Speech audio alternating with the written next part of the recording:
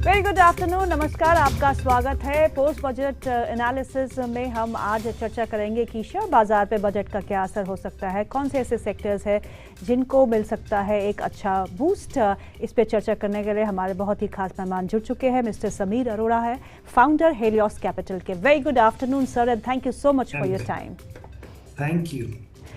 Sameer sir, budget की पहले बात करते हैं क्योंकि मार्केट में तो काफ़ी टर्मोइल है, उस पर भी हम चर्चा करेंगे। लेकिन बजट की अगर हम बात करें तो काफ़ी बैलेंस बजट था, केपेक्स पे अच्छा जोर था, कंजम्पशन स्टोरी को बूस्ट करने के लिए एक इंडिविजुअल टैक्स पेयर्स को काफ़ी राहत दी गई है।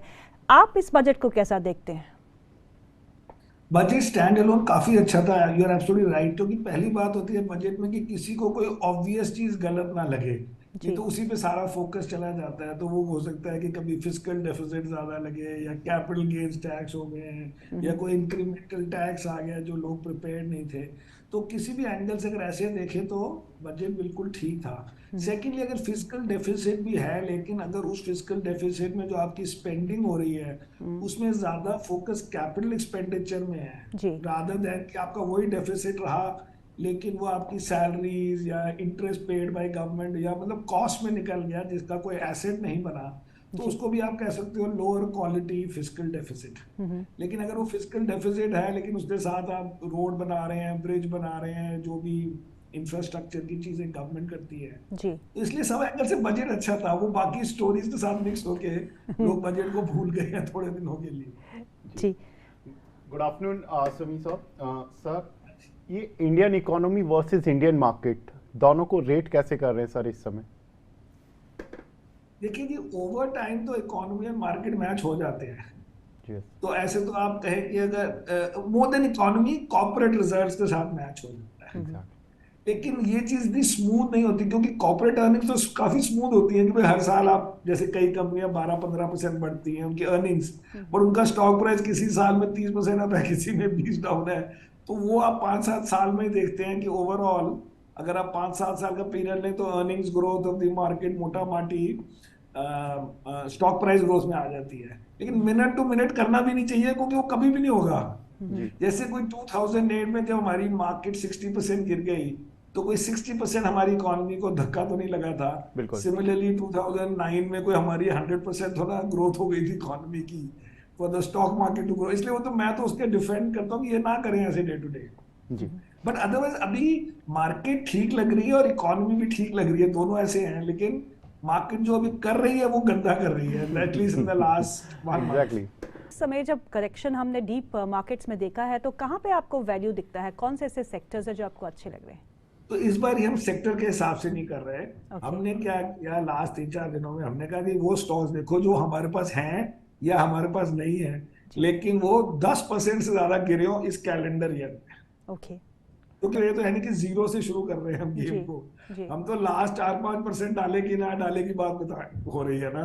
पहले तो 90% तो वैसे इन्वेस्ट है in the long only fund, तो उसमें हमने खाली देखा कि 10% डाउन, और अब हमें कई स्टॉक नजर आ रहे हैं 30-40% डाउन। इसलिए मैं कह रहा था कि थोड़ा दिल कर रहा है कि 10 को भी छोड़ो और सीधे 40% डाउन की तरफ चलो। So now you know the groups. There is no point कि अगर आप करेक्शन के बाद स्टॉक ले रहे हैं, हम कहें जी स्टॉक 10% अप है इसको और ले लेते हैं। वो है जो है हमारे पास। So that is the, so we are not doing it sector wise. But अगर आप सेक्टर वाइज देखेंगे तो हमारे को जो सेक्टर्स नॉर्मली पसंद होते हैं वो है फाइनेंशियल और कंज्यूमर।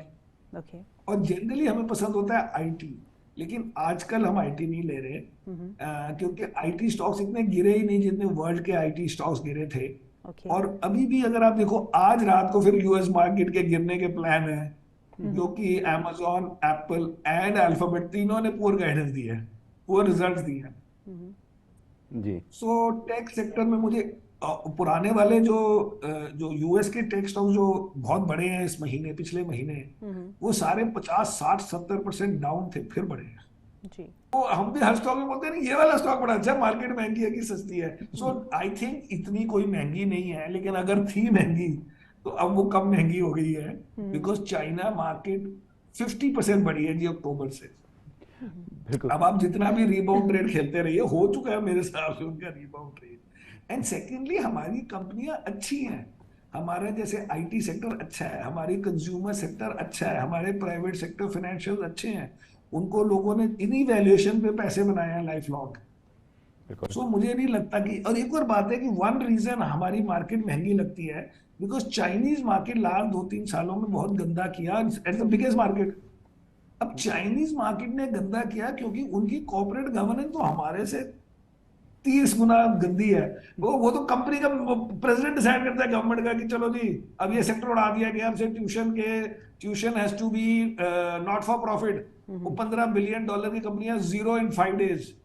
सर कंजम्पशन स्टोरी की बात करते हैं और इस बजट में जो न्यू टैक्स रजीम के तहत एग्जेम्पशंस बढ़ाई गई है, 7 लाख तक कोई टैक्स नहीं, more money in the hands of the people, और रूरल पॉपुलेशन के लिए भी कुछ घोषणाएं की गई हैं, कुछ बजट में पॉजिटिव अनाउंसमेंट्स की गई है। तो आपको क्या लगता है कि कंजम्पशन स्टोरी जो है वो इंडिया की बॉयंट रहने की उम्मीद है? क्योंकि अगर हम कंजम्पशन स्टॉक्स में ही देखें, खासकर कि एफएमसीजी स्टॉक्स में, वहां पे वॉल्यूम्स को लेकर दिक्कतें अभी भी है। करेक्ट।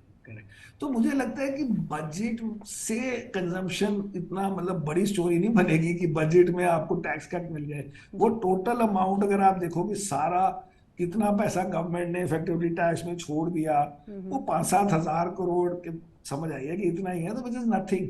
ये तो हम बिग पिक्चर बात करें कि कंजम्पशन थीम इंडिया के लिए वैसे ही अच्छी थीम है क्योंकि एक तो डेमोग्राफिक्स है, एक लोगों की डिजायर्स है टू अपग्रेड, लोगों की डिजायर है कि मुझे ब्रांड कपड़े चाहिए। अगर आप ऑनलाइन जाते हैं तो आप अनऑर्गेनाइज चीजें नहीं खरीद पाते, तो कॉर्पोरेट सेक्टर को फायदा होता है। अगर आप आजकल मॉल्स हैं जो इंडिविजुअल आउटलेट्स है, वो पहले आधी चीजें अनऑर्गेनाइज की होती थी जी।